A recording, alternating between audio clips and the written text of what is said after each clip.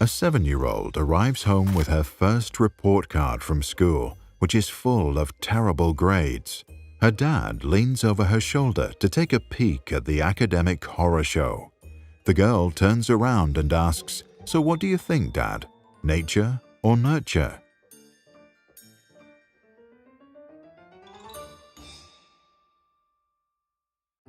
Centuries ago, John Locke and others began arguing that our personality is mainly shaped by the environment we were raised in. Others, such as Charles Darwin, believe that we are largely programmed genetically. Modern behavioral geneticists think that it's more complex because the two interact. And relatively recently, a little crayfish from Germany showed just how little we actually know. But more about her later. First, let's go back to the girl, her dad, and what we do know. Neither the dad nor the smartest scientists can answer what leads to certain school outcomes of our 7-year-old girl. We do know, however, a bit about the influences of genes and the environment when it comes to groups of specific populations. Take, for example, a group of 100 white American men in their early 20s, and you will probably find, on average, an IQ of 100, a height of 178 centimeters or around 5.8 feet, and that 10 have spelling problems. We can now ask which of these three traits is determined by genes, anything that happened before conception, often referred to as nature, and which by the environment, anything that happened after their mothers got pregnant, often referred to as nurture. To understand the two forces, we need to acknowledge that environmental influences are often random. Siblings experience home very differently. And we need to recognize that genes are complex. There is no single gene doing a single thing. We therefore know little about which trait in an individual is the result of their genetic makeup and which is due to the environment. We only know about the impact of nature and nurture on trait differences of a particular group. And to learn about that, we need to understand heritability. Heritability is a factor that ranges between 1 and 0. 1 stands for genetic influences, 0 for environmental factors. Heritability defines the genetic impact on trait differences in a particular population. It cannot measure the degree to which a trait of a particular individual is genetic. Dyslexia, for example, has a heritability closer to 1. That means that genes explain more of the difference in spelling mistakes of our group than school, family, or random factors. It does not mean that one particular person with spelling problems got them genetically. Some just didn't get much support when they were young. How complex the interaction between genes and environment really is becomes clear when we look at something as seemingly straightforward as IQ and height. First, let's examine height. A group of 100 white American male students are on average 178 centimeters tall. That's roughly 5 feet 10 inches. Their heritability for height is around 0.8. If some men in this group are 183 centimeters or 6 feet tall, then heritability allows us to assume that 80% of that difference is, on average, caused by genetic variance, and 20% of the difference is due to lifestyle.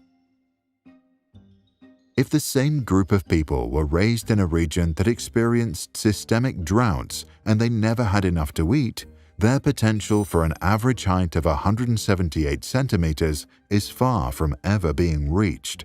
The heritability for height might now go from 0.8 down to 0.5.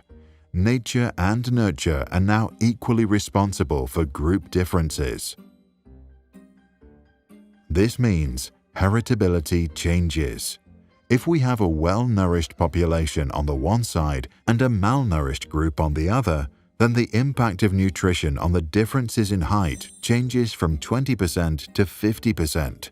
In other words, nurture matters a lot, until we reach a point from which it's not as relevant. So what about intelligence? The heritability of IQ is around 0.6 for people in their 20s and then increases as we age.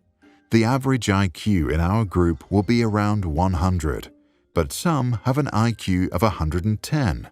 Genes are therefore responsible for 60% of the difference, and random factors in the environment for about 40%. In other words, for those with an IQ of 110, 6 of the additional 10 points can, on average, be attributed to nature and 4 points to nurture. Now, even if nurture plays a big role, it doesn't mean that teachers or parents had any impact. Unlike height, which we know how to increase through nutrition, when it comes to IQ, we don't know much about how to improve it. Random factors seem to play a big role. How random the environment is becomes clear when we look at two kids that are born into the same family.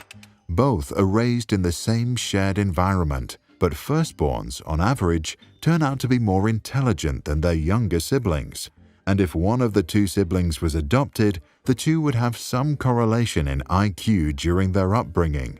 But as adults, they would be hardly more similar in intelligence than complete strangers. Parents, it seems, have a very limited impact on a child's IQ.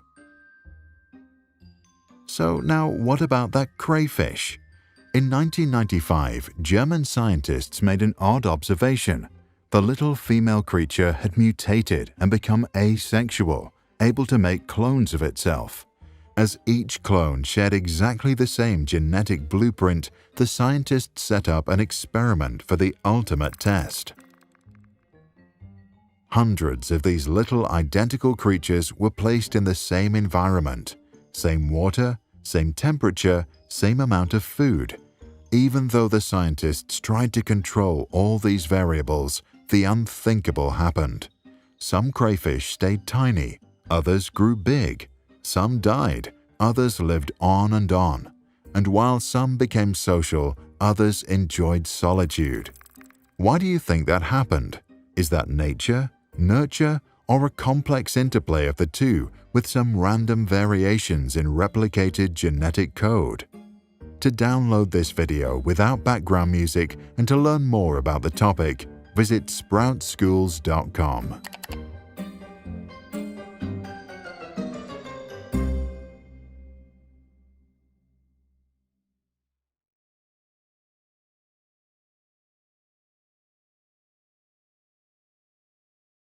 This and all other Sprouts videos are licensed under Creative Commons.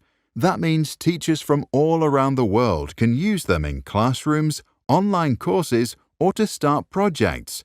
And today, thousands already do. To learn how it works and download this video without ads or background music, check out our website or read the description below. If you want to support our mission and help change education, visit our Patreon. That's patreon.com/sprouts.